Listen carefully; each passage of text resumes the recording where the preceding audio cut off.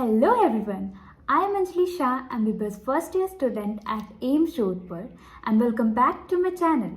So this video is for my NEET aspirant viewers and सबसे पहले तो कैसे हो आप लोग एंड आपकी प्रिपरेशंस कैसी चल रही है, do comment down below.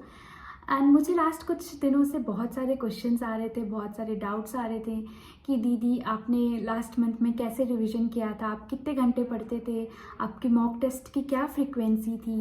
And also बहुत सारे स्टूडेंट्स ऐसे बोल रहे हैं कि मेरे इतने आ रहे हैं तो क्या मेरा सिलेक्शन हो पाएगा या नहीं हो पाएगा। और मैं अपनी तरफ से भी एक पॉइंट ऐड करना चाहूँगी कि एग्ज़ाम के एक दिन पहले मैंने कैसे खुद को स्ट्रेस फ्री, कैसे खुद को रिलैक्स रखा था।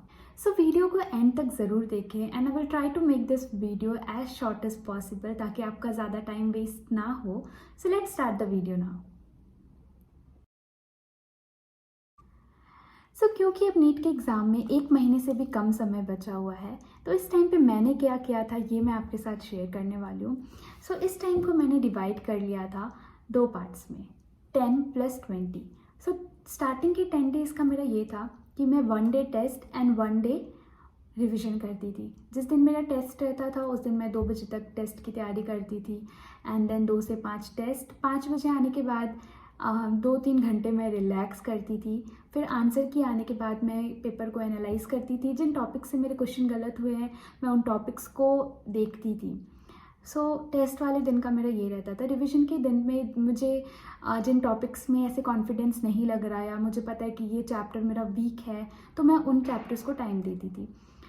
सो ये थी मेरी स्टार्टिंग के 10 डेज़ की स्ट्रैटेजी। इसके बाद जो 20 दिन बचे थे उसमें मैंने 2+1 किया, जिसमें 1 डे वॉज फॉर टेस्ट जो वैसे ही था जैसे मैंने अभी बताया आप लोगों को, और जो 2 दिन था वो रिवीजन के लिए था। मैंने रिवीजन का टाइम इसलिए बढ़ा दिया था क्योंकि मुझे हर एक चैप्टर को, हर एक टॉपिक को दोबारा से रिवाइज़ करना था ताकि मैंने जो पढ़ा है वो मैं एग्ज़ाम हॉल में रिटेन कर पाऊँ। बिकॉज ये वाली फीलिंग बहुत ही गंदी होती है कि यार पढ़ा तो है बट याद नहीं आ रहा।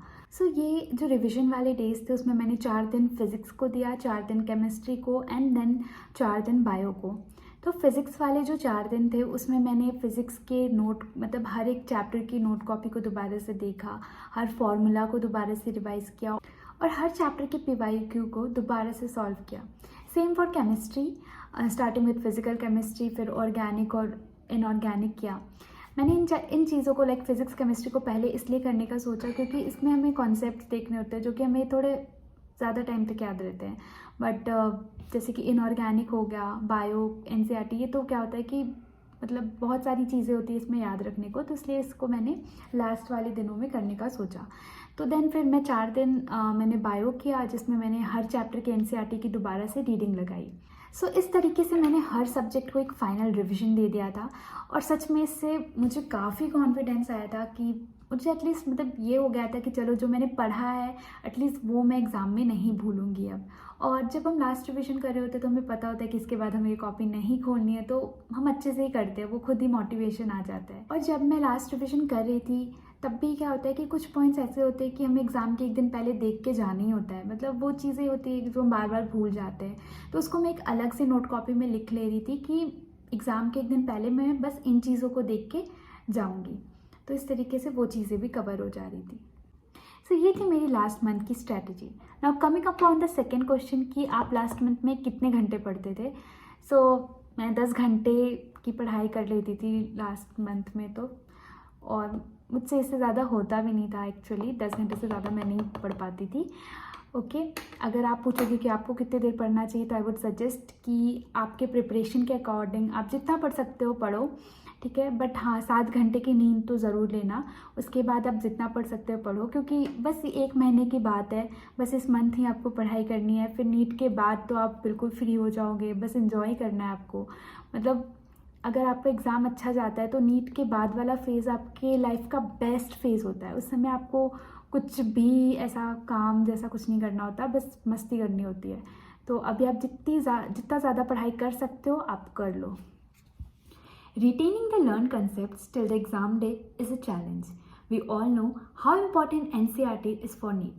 To score well in NEET, we need to keep the whole NCERT in our fingertips because NCERT is the backbone of NEET. Many of you have asked me whether there is any method to read and practice NCERT effectively. So I searched whether there is any website or app to help students to do this in an interesting way. Then I found Memoneat.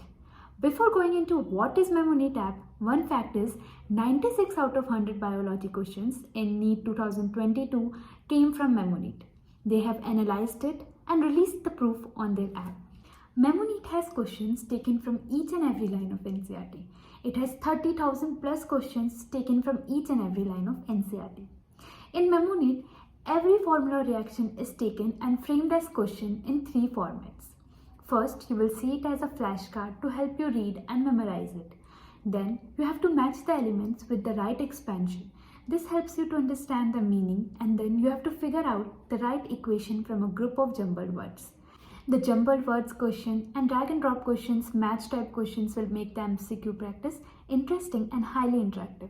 Memoneat also has I repeat technology. So if you study a question, it will ring notification for you to practice the same question first day, third day and fifth day, eighth day in a spaced repetition manner to reduce the burden for revision. And if you study the question and get it wrong while revising, it comes most no of time repeated until you get it right a couple of times. Memoneat test series is 100% NCERT based. It's best to test your knowledge and revise chapters you can solve subject-wise and full-length test series. Memoneat helps students to retain memory using fun and interactive way of learning like podcasts, crossword puzzles and memes. 3 lakh plus students have downloaded and have practiced more than 20 million questions in Memoneat. So if you are a person who is lazy or bored to practice NCERT, this is the app for you. So download the app using the link given in my description and use my code Anjali300 to get an extra 300 rupees off.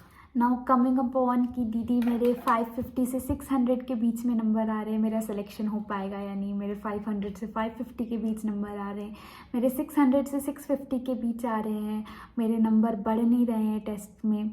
सो देखो, अब 1 महीना बाकी है. अब आप number देखना छोड़ दो, मतलब टेस्ट दो, आप आओ उसके एनालिसिस करो कि आपकी क्या गलती हो रही है, आप कहाँ पे लैग बिहाइंड कर रहे हो, उस गलती को सुधारने की कोशिश करो. नंबर के पीछे मत भागो, ठीक है. नंबर आपने अगर अच्छे से तैयारी कर ली, इस लास्ट मंथ अच्छे से रिवीजन कर ली तो नंबर बढ़ जाएंगे, वो एग्ज़ाम में अच्छे आ जाएंगे. यार काफ़ी लोग, मेरे फ्रेंड्स में काफ़ी लोग ऐसे जिनके 550 आते थे 1 महीने पहले तक, उन्होंने एग्ज़ाम में अच्छा किया, अभी वो मेडिकल कॉलेज में.